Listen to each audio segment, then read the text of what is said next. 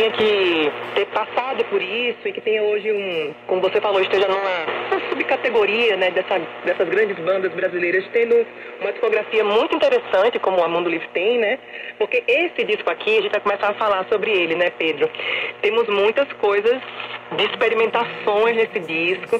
Queria que você falasse um pouco também sobre como que a relação desse disco com o Da Lama ao Caos, porque são discos que a gente pode dizer que são marcos inaugurais do movimento Mangue Beat, é isso? Sim, a gente pode falar isso, e os discos você está completamente certo em dizer que eles são discos irmãos, porque inclusive no primeiro disco do Chico Science, do Da Lama ao Caos, eles gravaram 2 músicas de autoria também do Fred 04. Uma delas é Computadores Fazem Arte, que muitos atribuem à Nação Zumbi, mas é do Fred, né? E é incrível que antecipa uma discussão que a gente faz hoje, né, de inteligência artificial, né, fazendo... É sensacional, né? Então tem isso, tem muita essa brodagem entre eles, e como você falou, essa história da distância das capitais, não é à toa que o Fred tem uma música que fala: não espere nada do centro, se a periferia está morta, pois o que era velho no norte se torna novo no sul. Ou seja, quando o sul fala Maracatu, uau, Ciranda, uau, Coco, fala, que uau, cara, isso aqui já existia há um tempão. Só que nessa, furou a bolha, criou-se uma pauta no Sudeste, e aí então eles são muito cronistas também do tempo deles, sabe? E o Fred, a gente tá falando, Fred 04 é o líder, né, vocalista do Mundo Livre S.A. e é um homem, né, a cabeça pensante também por trás da banda e por trás de um manifesto. Eu queria que você falasse, a gente está comemorando 30 anos do movimento Mangue Beat e que tem relação não só com a música, mas com um texto que foi escrito. É o Fred sozinho ou com o Chico? Sozinho. Fred tem formação em jornalismo, né? Fred é um cara muito inteligente. Fred passou em primeiro lugar para o vestibular de comunicação social da Federal de Pernambuco, porque, acredite ou não, ele estudou em colégio militar. O pai dele tinha um sonho de que ele fosse para o exército, acredite se quiser, tadinho do pai dele, que Deus o tenha.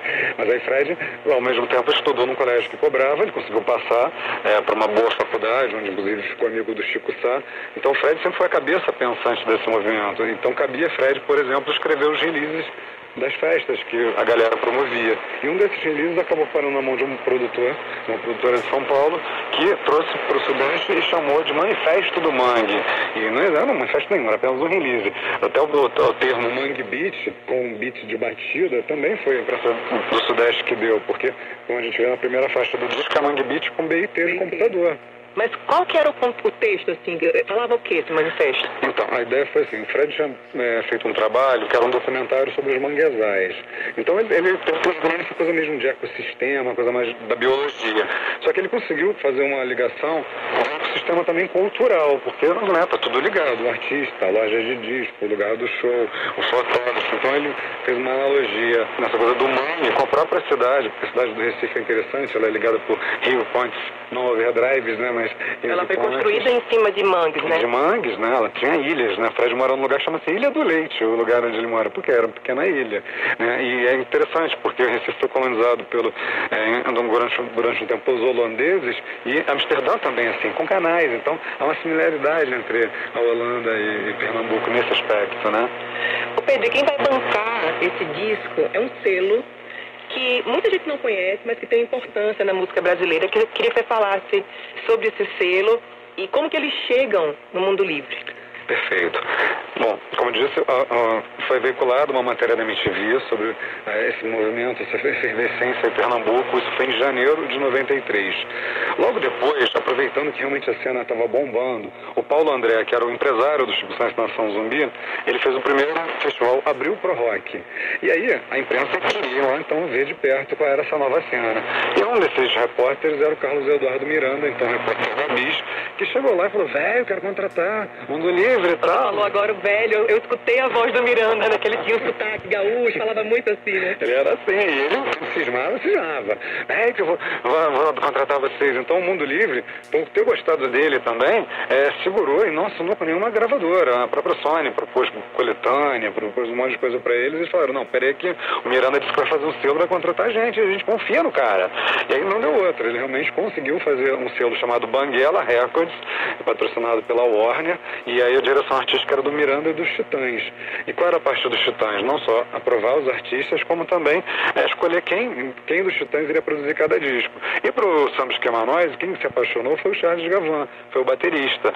Ele na época não era nem tão produtor quanto ele se tornou depois, mas ele curtiu muito e comprou essa briga e falou, então lá, beleza, vamos lá, vamos produzir esse disco. Só que foi uma coisa sacrificante, porque ele ainda tinha os Titãs, então o horário de estúdio deles era de 3 da tarde às 3 da manhã, todo dia.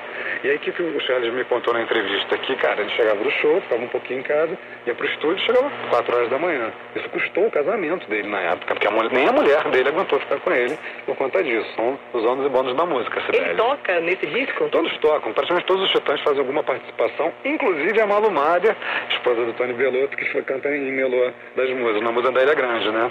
Na faixa aqui do disco ela bota a voz dela. Que a gente vai ouvir. Tony Bellotto, Nando Reis participam, Paulo Micos, cada um faz alguma coisa, mas todos querem participar. O papo tá bom, mas a gente vai fazer, como a gente faz sempre, uma pausa para ouvir canções do Samba Esquema Nós. Vamos para um bloco, então, dessas canções. A primeira que vamos ouvir é Livre Iniciativa, do Fred 04 e do Tony, sobrenome. Chefe Tony, irmão da irmã caçula deles. Depois, A Bola do Jogo, também do Fred. E a última desse bloco é Salve de Aratu, composição do Fred e da Mundo Livre também, como um todo. Fica por aí que daqui a pouco a gente volta com mais papo com o jornalista Pedro de Luna. O recado é o seguinte.